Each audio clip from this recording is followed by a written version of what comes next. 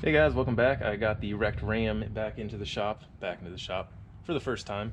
It was, as you might have seen on the trailer when we got it, and it was a little wide for the trailer. Did get it off, did not damage the trailer, thankfully. And now we got it in the shop, and it's got some problems. So I'm going to be looking at some of those right now. We have, where do we start? Well, probably the worst thing is the steering.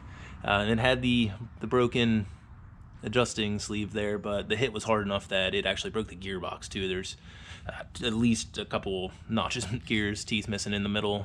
I'll do a little video of it turning. It just sounds awful.